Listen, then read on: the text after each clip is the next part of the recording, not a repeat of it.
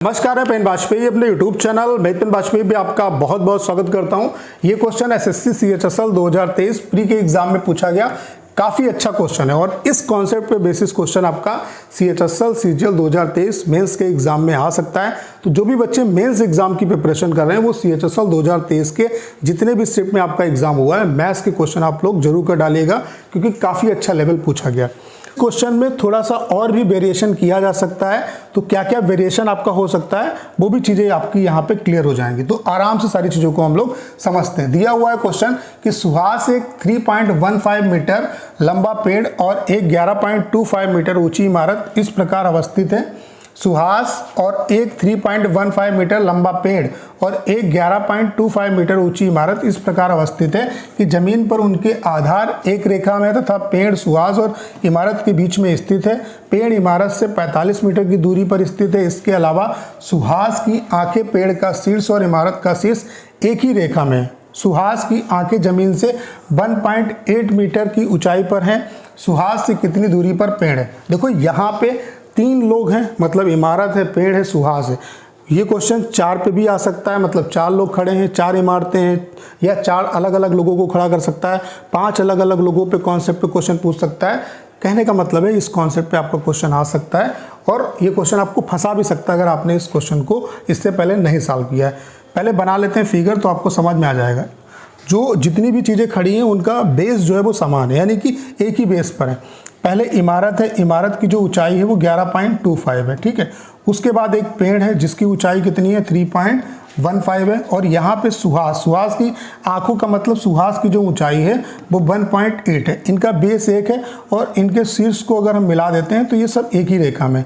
तो इस तरीके से हम इसको मिला सकते हैं। थोड़ा सा ये लाइन तिरछी है, इसे आप समझ सकते हो, ठीक है।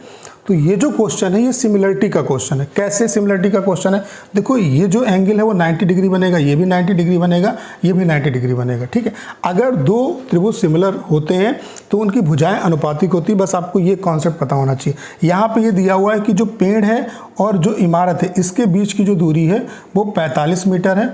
आपको ये बताना है कि सुहास और पेड़ के बीच की दूरी मान लेते हैं ये x है, ये आपको बतानी है। तो किसी जुगाड़ से अगर हमको ये पता चल जाए कि इस भुजा का रेशियो क्या है तो हम इसको 45 के बराबर रख देंगे तो एक रेशियो की वैल्यू आ जाएगी और फिर यहाँ पे रेशियो निकाल के इसकी वैल्यू हम लोग निकाल सकते हैं। अब ये सिमिलर कैसे होंगे सारे ट्रायंगल? जैसे कि ये ट्रायंगल और इस ट्रायंगल में देखो तो ये एंगल बराबर है, 90 डिग्री है, ये दोनों में कॉमन है, ठीक है। अगर 2 कोण बराबर है तो तीसरा कोण जाहिर सी बात है बराबर होगा, यानी कि ये कोण और मतलब ये वाला जो त्रिभुज है और ये जो बड़ा वाला त्रिभुज है ये सिमिलर होगा। सेम इसी तरीके से ये बड़ा वाला त्रिभुज और ये वाला जो त्रिभुज है वो सिमिलर होगा। अब आप बस इतना ध्यान रखो कि जैसे ये 11.25 है तो इनकी भुजाएं अनुपातिक होगी। अगर ये साइड 11.25 है तो इसका मतलब है कि ये वाली जो पूरी मतलब ये भुजा है इसकी रेशियो में वैल्यू क्या होगी, 11.25।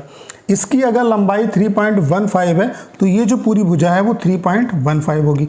अगर ये 1.8 है तो ये वाली भी 1.8 होगी। कैसे, मैं आपको इन दोनों में समझा देता हूँ, बाकी ये किस तरीके से मैंने किया है वो आपको समझ में आ जाएगा। जैसे अगर हम यहाँ पे नंबरिंग देते हैं जैसे कि ABCD, ठीक है, तो आप इस तरीके से देखो। जैसे इसकी भुजा क्या है, इसकी भुजा कितनी है, 1.8, ठीक है।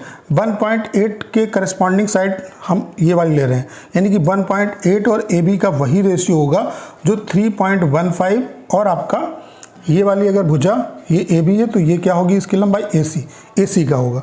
तो यहाँ से हम कह सकते हैं कि AC और AB का जो अनुपात होगा, AC और AB का जो अनुपात होगा वो 3.15 बटे 1.8 होगा। तो यहाँ से ये समझ में आ गया, यानी कि AC जो होगा वो 3.15 होगी और ये वाली जो भुजा है वो 1.8 होगी। क्लियर? अब देखो ये पूरी 11.25 है और यहाँ से यहाँ तक जो डिस्टेंस है वो 3.15 है, यानी कि ये वाली जो डिस्टेंस है वो कैसे निकल सकती है, इसमें से अगर हम इसको माइनस कर दें, यानी कि 11.25 में से 3.15 माइनस करो, कितना आ जाएगा, 0। 1 यहाँ पे 11 में से 3 गया तो कितना बचा, 8, यानी कि 8.1 की जो वैल्यू है वो 45 के बराबर है। पॉइंट हटाएंगे, 0 बढ़ा देंगे, 9 9 81, 9 5 45, यानी कि एक रेशियो की वैल्यू 50/9 आ गई। अब आपको वैल्यू किसकी निकालनी है, ये, यानी कि BC की वैल्यू आपको निकालनी है। तो ये क्या आएगा, यहाँ से यहाँ तक वैल्यू कितनी है, 3.15 और यहाँ से यहाँ तक कितनी है, 1.8। तो घटा दो भाई 5 और 11 में से 8 गया 3 और 1, यानी कि 1.35 आया। इसकी वैल्यू आपको निकालनी है, तो कोई दिक्कत वाली बात नहीं। 1.35 इंटू 50/9। तो 9 से काटेंगे पॉइंट और यहाँ पे 9 1 9, 9 5 45, 15 5 75 यानी कि 7.5 आ जाएगा। इसका मतलब है तीसरा वाला जो ऑप्शन है वो आपका बिल्कुल करेक्ट है। तो उम्मीद करता हूँ कि ये कॉन्सेप्ट आप समझ पाए होंगे। यहाँ पे मैंने थोड़ा सा आपको समझाया, बाकी यहाँ पे इसी तरीके से 4 चीज़ों को खड़ा किया जा सकता है, 5 चीज़ों को खड़ा किया जा सकता है। बस आपको ये देखना है कि इनका मतलब एक साइड दी होगी तो दूसरी वाली जो साइड है उनका रेशियो आप निकाल सकते हो और फिर आप कुछ भी वैल्यू निकाल सकते हो। तो उम्मीद करता हूँ कि इस कॉन्सेप्ट पे अगर क्वेश्चन आएगा तो आप आगे कर पाएंगे और इस कॉन्सेप्ट पे क्वेश्चन आपका मेंस के एग्जाम में आ सकता है। उम्मीद करता हूँ कि ये क्वेश्चन आपको बहुत अच्छे तरीके से समझ में आ गया होगा। तो करना क्या है, इस क्लास को ज़्यादा शेयर करना है। उसके अलावा अगर आप चैनल पर नए हैं और आपने अभी तक इसे सब्सक्राइब नहीं किया है तो प्लीज़ चैनल को सब्सक्राइब करना मत भूलिएगा।